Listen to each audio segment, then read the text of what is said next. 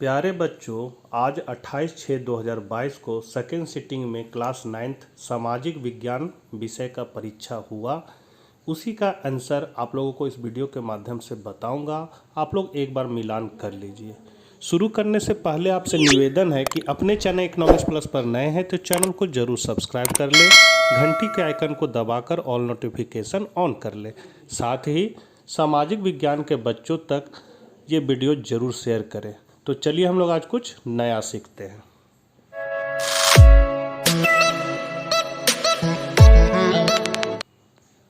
पहला क्वेश्चन खंड ए का था, नेशनल असेंबली में मताधिकार किसने दिया था?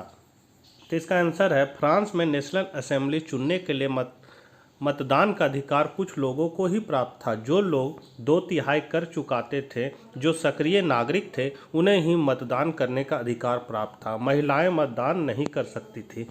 दूसरा क्वेश्चन था, वन अधिनियम के चलते देश भर में गांव वालों को कौन कौन सी मुश्किलों की सामना करना पड़ा? यहाँ का होना चाहिए तो की सामना करना पड़ा। तो वन अधिनियम के बाद घर के लिए लकड़ी काटना, पशुओं को चराना, कंदमूल फल इकट्ठा करना आदि रोजमर्रा की गतिविधियां गैर कानूनी बन गई। जलावनी लकड़ी एकत्र करने वाली औरतें विशेष तौर से परेशान रहने लगी। तीसरा है, पारिस्थितिकी तंत्र किसे कहते हैं? तो इस पर्यावरण में उपस्थित जैविक समुदाय तथा निर्जीव परिस्थितियों में पारस्परिक क्रिया तथा पदार्थों का आदान प्रदान होता है। दूसरे शब्दों में जीवित पौधे और जंतु और इनकी निर्जीव परिस्थितियां एक दूसरे पर आश्रित हैं और दोनों मिलकर एक ऐसा अस्थायी तंत्र बनाते हैं जिसके विभिन्न संगठक एक मशीन के पुर्जों की तरह कार्य करते हैं तथा एक समन्वित इकाई बनाते हैं जिसे पारिस्थितिक तंत्र कहते हैं। पारिस्थितिक तंत्र शब्द का प्रयोग सर्वप्रथम टेंसली नामक वैज्ञानिक ने सन 1935 में किया था। टेंसिले के अनुसार प्रकृति में उपस्थित सजीवों एवं निर्जीव की परस्पर या आपसी क्रियाओं के परिणाम स्वरूप बनने वाला तंत्र पारिस्थितिक तंत्र कहलाता है।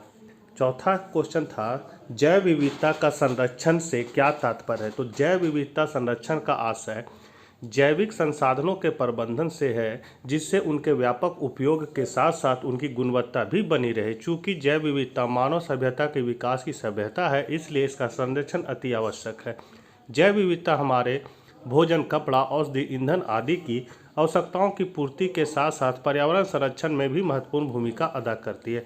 जैव विविधता पारिस्थितिक संतुलन को बनाए रखने में सहायक होती है। इसके अतिरिक्त यह प्राकृतिक आपदाओं जैसे बाढ़, सूखा आदि से राहत प्रदान करती है। वास्तव में जैव विविधता प्रकृति की स्वाभाविक संपत्ति है और इसका क्षय एक प्रकार से प्रकृति का क्षय है। अतः प्रकृति को नष्ट होने से बचाने के लिए जैव विविधता को संरक्षण प्रदान करना समय की सबसे बड़ी आवश्यकता है। पांचवा क्वेश्चन था, किसी भी क्षेत्र की जलवायु को नियंत्रित करने वाले दो कारकों के नाम बताइए। तो जलवायु को नियंत्रित करने वाले दो प्रमुख कारक होते हैं, ताप तथा वर्षा। ताप का स्रोत सूर्य है। सूर्य पृथ्वी से अनंत दूरी पर है, किंतु वह पृथ्वी को अपने विकिरणों से कभी तप्त बनाता है तो कभी शीतल। वर्षा भी सूर्य के द्वारा नियंत्रित होती है। छठा था, अधिकार किसे कहते हैं? तो अधिकार का अभिप्राय राज्य द्वारा व्यक्ति को दी गई कुछ कार्य करने की स्वतंत्रता या सकारात्मक सुविधा प्रदान करना है, जिससे व्यक्ति अपनी शारीरिक, मानसिक एवं नैतिक शक्तियों का पूर्ण विकास कर सके। सातवां है, मानव निर्धनता से आप क्या समझते हैं? तो किसी व्यक्ति को निर्धन माना जाता है यदि उसकी आय या उपभोग स्तर किसी ऐसे न्यूनतम स्तर से नीचे गिर जाए जो मूल आवश्यकताओं जैसे भोजन, कपड़ा और आवास को पूर्ण करने के लिए आवश्यक है। खंड बी से 8वां नंबर क्वेश्चन है, हिटलर लोगों को अपने भाषणों में किस प्रकार का आश्वासन देता था? तो हिटलर एक जबरदस्त वक्ता था। उसका जोश और उसके शब्द लोगों को हिलाकर रख देते थे। वह अपने भाषणों में एक शक्तिशाली राष्ट्र की स्थापना, वायसराय संधि में हुए नाइंसाफी, जर्मन साम्राज्य को खोई हुई प्रतिष्ठा वापस दिलाने का आश्वासन देता था। उसका वादा था कि वह बेरोजगारों को रोजगार और नौजवानों को एक सुरक्षित भविष्य देगा। उसने आश्वासन दिया कि वह देश को विदेशी प्रभाव से मुक्त कराएगा और तमाम विदेशी साजिशों का मुंह तोड़ जवाब देगा। 9वां है, घुमंतु कृषि किसे कहते हैं? ये मॉडल क्वेश्चन में था बच्चों। तो घुमंतु कृषि एक आदिम प्रकार की कृषि है जिसमें पहले वृक्षों तथा वनस्पतियों को काटकर उन्हें जला दिया जाता है और साफ की गई भूमि को पुराने उपकरणों में लकड़ी के हलों आदि से जुताई करके बीजों को बो दिया जाता है। कुछ वर्षों तक, प्रायः 2 या 3 वर्ष तक, जब तक मिट्टी में उर्वरता विद्यमान रहती है, इस भूमि पर खेती की जाती है। इसके पश्चात इस भूमि को छोड़ दिया जाता है जिस पर पुनः पेड़ पौधे उग आते हैं। अब अन्यत्र जंगली भूमि को साफ करके कृषि के लिए नई भूमि प्राप्त की जाती है और उस पर भी कुछ ही वर्ष तक खेती की जाती है। इस प्रकार यह एक घुमंतु कृषि है जिसमें थोड़े थोड़े समय के अंतर पर खेत बदलते रहते हैं। 10वां क्वेश्चन है, भारत की जलवायु को प्रभावित करने वाले किन्हीं 3 कारकों को लिखिए। तो पहला कारक है अक्षांश। तो पृथ्वी के गोल आकार के कारण इसे प्राप्त होने वाली सौर ऊर्जा की मात्रा में अक्षांशों के अनुसार भिन्नता पाई जाती है। जैसे जैसे विषुवत रेखा से ध्रुवों की ओर बढ़ते हैं, तापमान घटता जाता है। यही कारण है कि ध्रुवों पर लगभग सालों भर बर्फ, यहाँ बर्फ जमा रहता है, जबकि विषुवत वृत्त के आसपास हमेशा गर्मी रहती है। दूसरा है ऊंचाई। पृथ्वी की सतह से जैसे जैसे ऊंचाई की ओर बढ़ते हैं, तापमान घटता जाता है। अमूमन 165 मीटर की ऊंचाई पर 1 डिग्री तापमान में कमी हो जाता है। इस तरह जो स्थान जितना अधिक ऊंचाई पर होगा, वहां तापमान नीचे वाले स्थान की अपेक्षा कम होगा। यही कारण है कि हिमालय जैसे ऊंचे पर्वतीय चोटियां हमेशा बर्फ से ढकी रहती है और ठंड के समय घाटियों में हिमपात होता है। तीसरा है वायुदाब। किसी भी क्षेत्र में वायुदाब का संबंध तापमान से होता है। तापमान अधिक होने पर निम्न वायुदाब तथा तापमान में कमी होने पर उच्च वायुदाब की स्थिति बनती है। हवाएं उच्च वायुदाब से निम्न वायुदाब की ओर चलती। यही कारण है कि वर्षा ऋतु में उत्तर भारत में अधिक तापमान के कारण निम्न विकसित होता है। इससे उच्च वायुदाब क्षेत्र हिंद महासागर से निम्न वायुदाब क्षेत्र भारत की ओर हवाएं माने मानसूनी पवनें आती है और अपने साथ जल वाष्प लाती है, जिससे भारत में वर्षा होती है। यही कारण भारतीय जलवायु को मानसूनी जलवायु भी कहते हैं। 11 क्वेश्चन है, जीवमंडल निचय से क्या अभिप्राय है? कोई 2 उदाहरण दीजिए। तो जीवमंडल निचय से अभिप्राय उन बहुउद्देशीय संरक्षित क्षेत्र से यहाँ प्रत्येक पादप एवं जीव प्रजाति को प्राकृतिक वातावरण में संरक्षण प्रदान किया जाता है। इसके 2 उदाहरण इस प्रकार है। पहला है नंदा देवी जो उत्तरांचल में है और दूसरा है नीलगिरी केरल, कर्नाटक तथा तमिलनाडु में। 12 है, भारत के निर्वाचन आयोग के मुख्य अधिकार क्या क्या है? तो भारत के निर्वाचन आयोग के मुख्य अधिकार हैं। पहला, आयोग के चुनाव संबंधी कार्यों और शक्तियों को 3 श्रेणियों प्रशासनिक, सलाहकार और अर्ध न्यायिक में विभाजित किया गया है। आयोग के पास संसद और राज्य विधानसभाओं के मौजूदा सदस्यों पर सलाह देने का अधिकार भी है, जो चुनाव के बाद आयोग हो जाते हैं। तीसरा, यह चुनाव में राजनीतिक दलों और उम्मीदवारों के लिए एक आदर्श आचार संहिता तैयार करता है, ताकि यह सुनिश्चित किया जा सके कि कोई भी अनुचित व्यवहार में शामिल ना हो या सत्ता में बैठे लोग अपने अधिकार का अनुचित रूप से दुरुपयोग ना करें। इलेक्शन कमीशन की जिम्मेदारियां नीचे विस्तार से सूचीबद्ध है। पहला, चुनावी के क्षेत्रीय क्षेत्रों का निर्धारण, देश भर के निर्वाचन क्षेत्र, मतदान सूची बनाना और अद्यतन करना, साथ ही सभी पात्र मतदाताओं का नामांकन करना। फिर है चुनाव कार्यक्रम और तारीखों को अधिसूचित करना, साथ ही नामांकन कागजी कार्रवाई की समीक्षा करना और विभिन्न राजनीतिक दलों को मान्यता देना और उन्हें चुनाव चिन्ह प्रदान करना है। 13 है, मानव अधिकार क्या है? तो मानवाधिकार ऐसे मानक है जो सभी मनुष्यों की गरिमा को पहचानते हैं और उनकी रक्षा करते हैं। मानव अधिकार नियंत्रित करते हैं कि कैसे व्यक्तिगत मनुष्य समाज में और एक दूसरे के साथ रहते हैं, साथ ही राज्य के साथ उनके संबंध और राज्य के प्रति उसके दायित्व हैं। मानवाधिकार कानून सरकारों को कुछ काम करने के लिए बाध्य करता है और उन्हें दूसरों को करने से रोकता है। व्यक्तियों की भी जिम्मेदारियां होती है अपने मानवाधिकारों का उपयोग करने में। उन्हें दूसरों के अधिकार का सम्मान करना चाहिए। किसी भी सरकार, समूह या व्यक्तिगत व्यक्ति को ऐसा कुछ भी करने का अधिकार नहीं है जो दूसरे के अधिकारों का उल्लंघन करता हो। 14 नंबर क्वेश्चन है, भारत में निर्धनता रेखा का आकलन कैसे किया जाता है? ये भी मॉडल क्वेश्चन में था बच्चों। तो भारत में निर्धनता रेखा का आकलन निम्न प्रकार से किया जाता है। पहला, निर्धनता के आकलन के लिए एक समान विधि आय अथवा उपभोग स्तरों पर आधारित है। किसी व्यक्ति को निर्धन माना जाता है यदि उसकी आय या उपभोग स्तर किसी को न्यूनतम स्तर से नीचे गिर जाए तो मूल आवश्यकताओं के दिए हुए समूह को पूर्ण करने के लिए आवश्यक है।